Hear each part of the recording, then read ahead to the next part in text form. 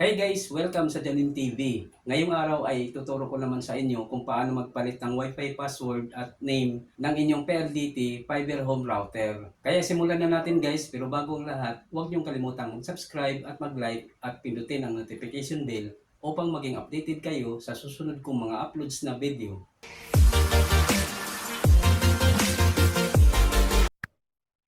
So bago tayo magsimula, kailangan nakakonect na kayo sa inyong Wi-Fi router. At kung connected na kayo, ang unang gagawin natin ay mag-open ng internet browser. Kahit anong internet browser ay pwede nyong gamitin.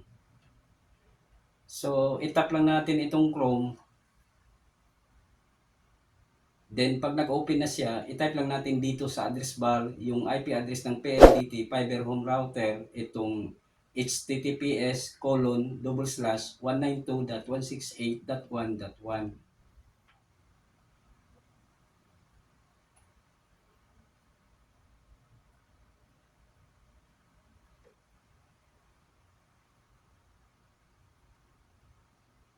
Then itap natin itong go. So ito yung lumalabas. Your connection is not private. Attackers might be trying to steal your information from 192.168.1.1. For example, password, messages, or credit cards. Pero okay lang yan guys at huwag kayong mag-alala dahil router lang ang bubuksan natin. Kaya itap lang natin itong advance na makikita natin dito sa baba. Then meron na namang warning dito. This server could not prove that it is 192.168.1.1. Each security certificate is not trusted by your device's operating system. This may be caused by a misconfiguration or an attacker intercepting your connection. Pero sabi ko nga kanina, router lang ang bubuksan natin. Kaya itap lang natin itong proceed to 192.168.1.1 unset. So ayan guys, ito na yung kanyang login interface at dito sa username, ang itype natin ay admin. At sa password naman ay 1234. Then itap natin itong login.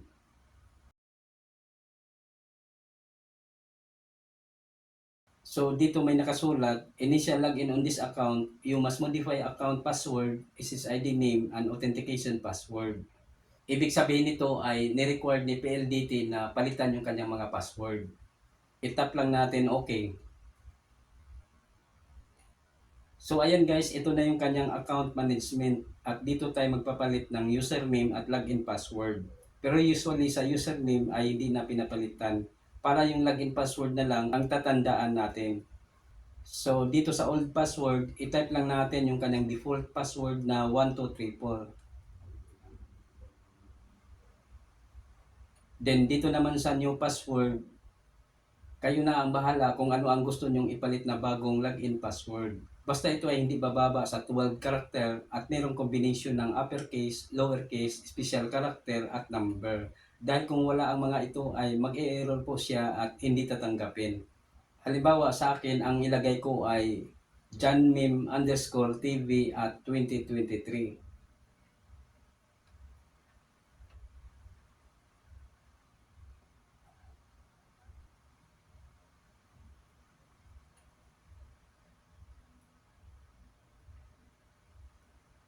Then i-retype lang natin sa baba para ma-confirm.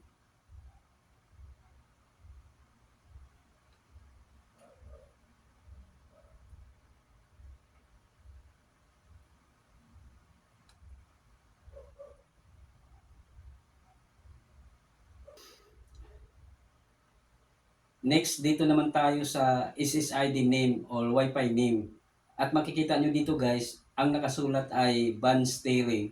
Ibig sabihin, automatic na siya sa 5 GHz kung ang cellphone ninyo ay 5G capable. So, dito sa SSID name, nasa inyo na kung ano ang gusto nyong ipalit na bagong Wi-Fi name. Halimbawa sa akin, ang ipalit ko ay John Mim.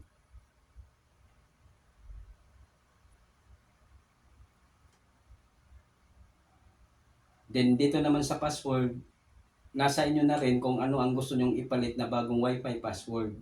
Basta ito ay hindi bababa sa 12 character at mayroong combination ng uppercase, lowercase, special character at number. Dahil kung wala ang mga ito ay mag-e-error po siya at hindi tatanggapin.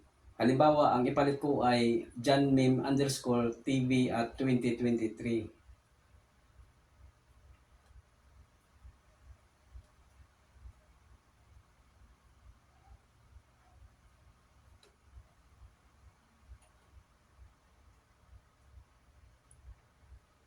Then, i-retype lang natin sa baba para ma-confirm.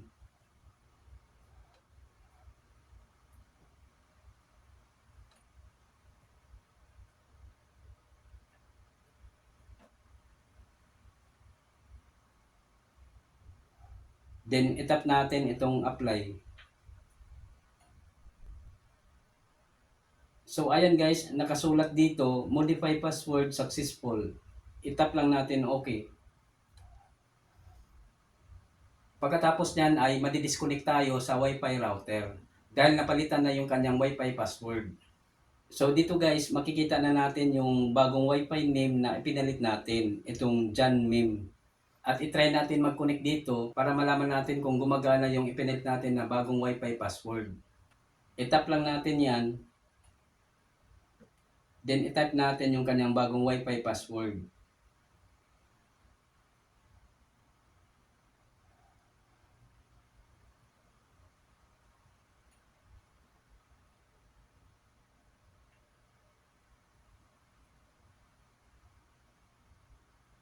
Then tap connect.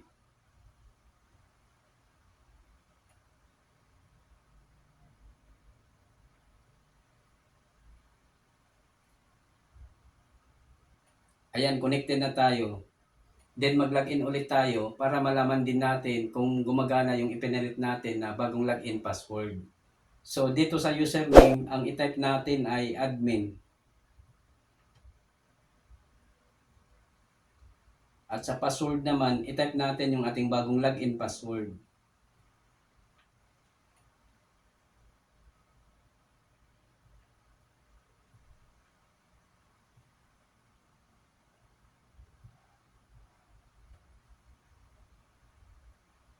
Then tap login.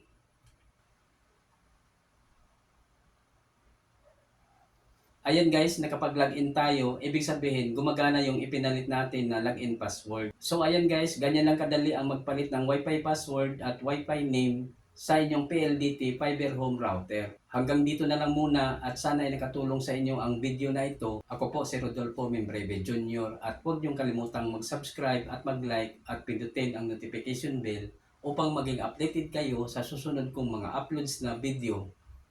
Bye!